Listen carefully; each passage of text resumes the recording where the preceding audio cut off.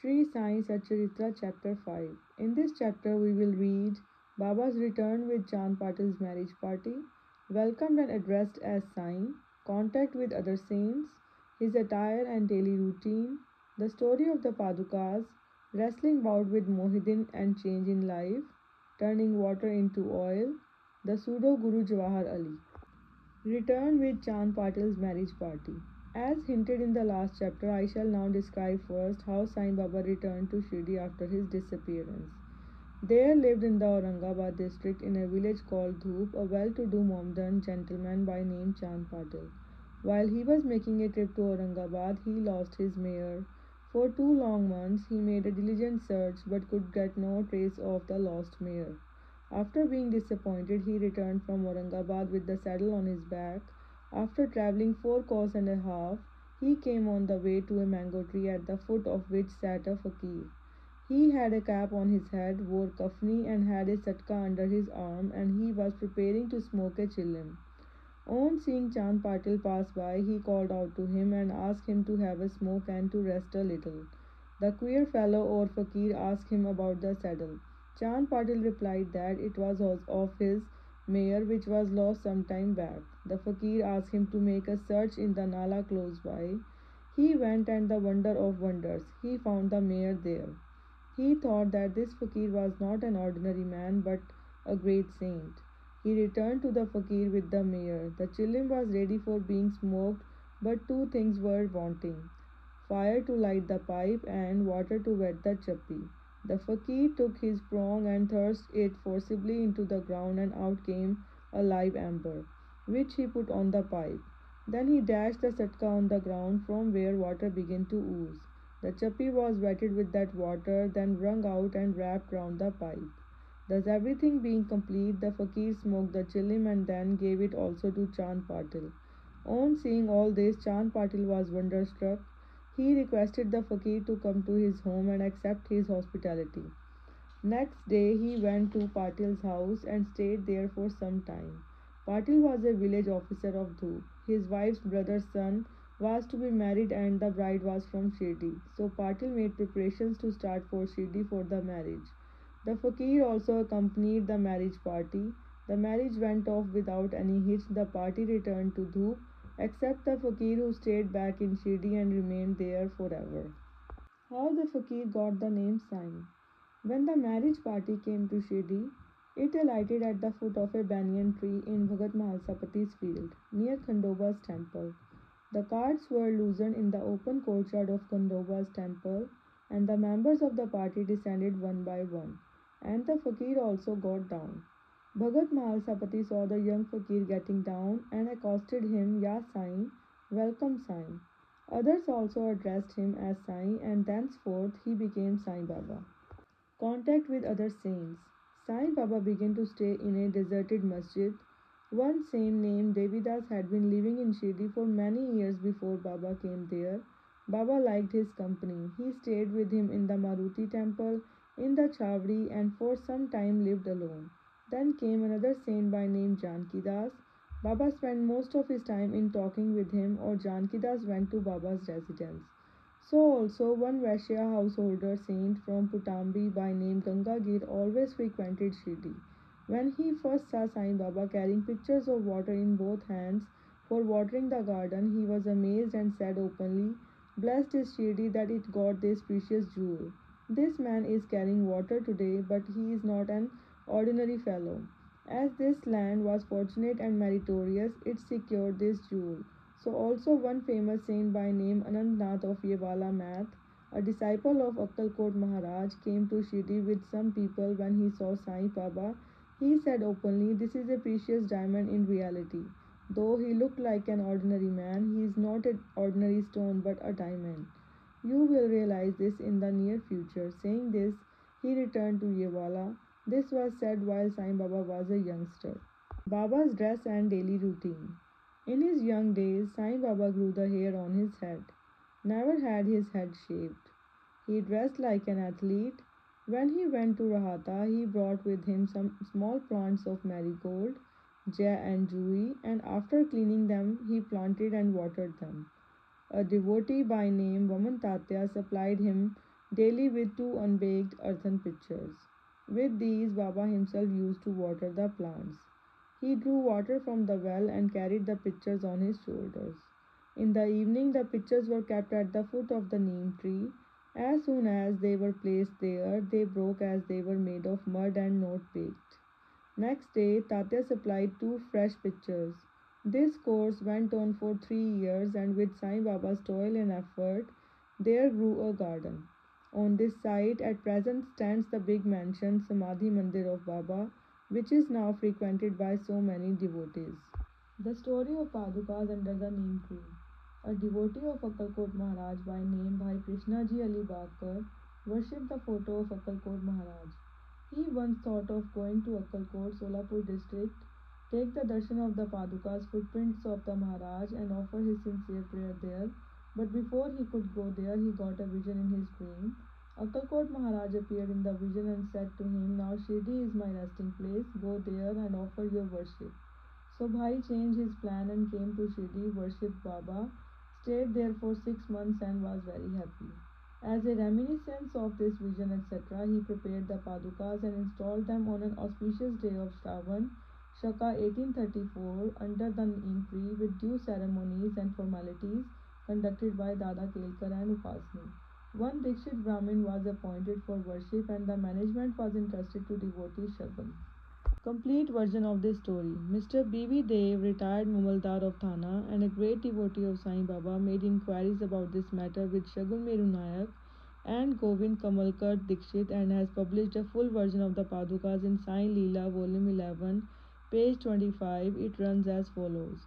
In 1834, Shaka 1912 AD, one Dr. Ram Rao Kothari of Mumbai came to Shirdi for Baba's darshan. His compounder and his friend Bhai Krishnaji Ali Bakar accompanied him. The compounder and Bhai became intimate with Shagun Meru Nayak and G.K. Dikshit. While discussing things, these persons thought that there must be some memorial of Sai Baba's first advent at Shirdi and his sitting under the holy neem tree. They thought of installing Baba's Padukas there and were going to make them of some rough stone. Then Bhai's friend, the compounder, suggested that if this matter was made known to his master, Dr. Ram Rao Kothari, he would prepare nice padukas for this purpose. All liked this proposal, and Dr. Kothare was informed of it. He came to Shirdi and drew a plan of the padukas. He went to Upasni Maharaj in Khandoba's temple and showed him his plan. The latter made many improvements, drew lotus, flowers, conch, disc, mace, etc., and suggested that the following shloka regarding neem tree's greatness and Baba's yogic powers be inscribed. The verse was as follows. सदानीम्बवृक्षस्य मूलाधिवासात् सुधास्त्राविडं तिक्तमप्यप्रियं तं तरुं कल्पवृक्षादिकं साधयन्तं नमामीश्वरं Sadguru Sainatham. Upasni's suggestions were accepted and carried out. The padukas were made in Mumbai and sent to Shirdi with the compounder. Baba said that they should be installed on the Purnima 15th of Shravan. On that day at 11 am, G.K. Dikshit brought them on his head from Khandoba's temple to Dwarkamai in a procession. Baba touched the Padukas, saying that these are the feet of the Lord, and asked the people to install them at the foot of the neem tree. A day earlier, one Parsi devotee of Mumbai named Asta Seth sent rupees 25 by money order. Baba gave this sum for the installation of the Padukas. The total expenses of installation came to rupees 100, out of which rupees 75 were collected by subscriptions. For the first 5 years, G.K. Dikshit worshipped the Padukas daily, and then this was done by Lakshman Kacheshwar Jhakri. In the first 5 years, Dr. Kothare sent rupees 2 per month for lighting the lamp, and he also sent the railing round the Padukas. The expenses of bringing the railing from the station to Shirdi, rupees 780, presently rupees 750 paisa, and roofing was paid by Shagun Meru Nayak. Now Jhakri does the worship and Shagun Meru Nayak offers the Naivedya and light the evening lamps. Bhai Krishnaji was originally a devotee of Akkalkot Maharaj. He had came to Shirdi at the installation of the Padukas. In Shaka 1834, on his way to Akkalkot, he wanted to go to Akkalkot after taking the darshan of Baba. He asked Baba's permission for this. Baba said, "Oh, what is there in Akkalkot?" Why do you go there? The Maharaj of that place is here myself. Hearing this, Bhai didn't go to Akkalkot. He came to Shirdi off and on after the installation of the Padukas. Mr. B.V. Dev concluded that Hemant Pant did not know these details. Had he known them, he wouldn't have failed to depict them in his Satcharitra. Wrestling bout with Mohidin Tamboli and change in lifestyle. To return to other stories of Baba, there was a wrestler in Shirdi by name Mohidin Tamboli. Baba and he did not agree on some points and both had a fight. In this, Baba was defeated. Thenceforth, Baba changed his dress and mode of living. He donned kafni, wore a langot, and covered his head with a piece of cloth. He took a piece of sackcloth for his bed and was content with wearing torn and worn out rags. He always said that poverty is better than kingship, far better than lordship. The Lord is always brother of the poor. Gangagir was also very fond of wrestling. Once, while he was wrestling, a similar feeling of dispassion descended over him, and at the proper time he heard the voice of an adept saying that he should wear out his body playing with God. So he too gave up sansar and turned towards God realization. He established a math on the bank of the river near Putambi and lived there with his disciple. Sai Baba did not mix and speak with the people. He only gave answers when he was questioned. By day he always sat under the neem tree, sometimes in the shade of a babool tree near the stream on the outskirts of the village. In the afternoon he used to walk at random and go at times to Neemgaon. There he frequented the house of Bala Sahib Dengle. Baba loved Mr. Bala Sahib. His younger brother named Nana Sahib had no son, though he married a second wife. Bala Sahib sent Nana Sahib for taking darshan of Sai Baba, and after some time, with his grace, Nana Sahib got a son. From that time onwards, people began to come in large numbers to see Sai Baba, and his fame begins to spread and reached Ahmednagar. From thence, Nana Sahib Chandorkar and Keshav Chidambar and many others began to come to Shirdi. Baba was surrounded by his devotees during day and slept at night in an old and dilapidated masjid. Baba's paraphernalia at this time consisted of a chilim, tobacco, a timbrel, long kafni, a piece of cloth round his head, and a satka which he always kept with him. The piece of white cloth on the head was twisted like matted hair and flowed down from the left ear on the back. This was not washed for weeks. He wore no shoes, no sandals. A piece of sackcloth was his seat for most of the day. He wore a kupin, and for warding off cold, he always sat in front of a dhuni facing south, with his left hand resting on the wooden railing. In that dhuni, he offered an oblation of egoism, desires, and always uttered Allah Malik. The masjid in which he sat was only of two-room dimensions, where all devotees came and saw him. After 1912, there was a change. The old masjid was repaired and a pavement was constructed.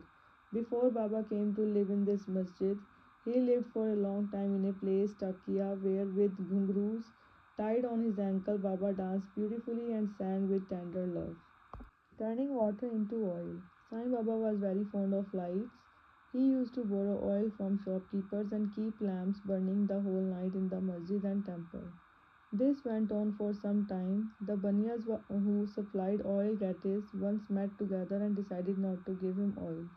When, as usual, Baba went to ask for oil, they all gave him a distinct no. Unperturbed, Baba returned to the masjid and kept the dry wicks in the lamps. The Banyas were watching him with curiosity. Baba took the tin pot which contained very little oil, put water into it and drank it, and then forced it out the fall into the container. After consecrating the tin pot in this way, he again took the water from the tin pot and filled all the lamps with it and lighted them. To the surprise and dismay of the watching Banyas, the lamps began to burn and kept burning the whole night. The Banyas repented and apologized, and Baba forgave them and asked them to be more truthful in future. The pseudo Guru Jawahar Ali. 5 years after the wrestling bout above mentioned, one fakir from Ahmednagar by name Jawahar Ali came to Rahata with his disciple and stayed in Bakhal near Veerbhadra temple. The fakir was learned, could repeat the whole Quran, and had a sweet tongue. Many religious and devout people of the village came to him and began to respect him. With the help of the people, he started to build an idgah near the Veerbhadra temple. There was some quarrel about this affair, on account of which Jawahar Ali had to leave Rahata. Then he came to Shirdi and lived in the masjid with Baba. People were captured by his sweet talk and he began to call Baba his disciple. Baba did not object and consented to be his chela. Then both Guru and chela decided to return to Rahata and live there. The Guru never knew his disciple's worth, but the disciple knew the shortcomings of the Guru. Still, he never disrespected him, observing carefully his duties. He even served the master in various ways. They used to come to Shirdi off and on, but their main stay was in Rahata. The loving devotees of Baba in Shirdi did not like that Baba should stay away from them in Rahata, so they went in a deputation to bring Baba back to Shirdi. When they met Baba near the Idgah and told the purpose for which they came, Baba said to them that the fakir was an angry, ill tempered fellow. He would not leave him and that they should better go back to Shirdi without him before the fakir returned. While they were thus talking, the fakir turned up and was very angry with them for trying to take away his disciple. There was some hot discussion and altercation, and it was finally decided that both the Guru and Chela should return to Shirdi, and so they returned and lived in Shirdi. But after a few days, the Guru was tested by Devidas and he was found wanting. 12 years before Baba arrived in Shirdi with the marriage party, this Devidas, aged about 10 or 11 years, came to Shirdi and lived in the Maruti temple. Devidas had fine features and brilliant eyes, and he was dispassion incarnate and a Jnani.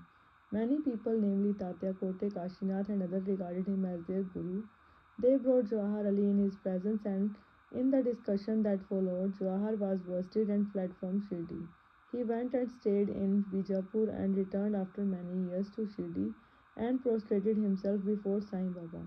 The delusion that he was Guru and Sai Baba his Chela was cleared away, and as he repented, Sai Baba treated him with respect.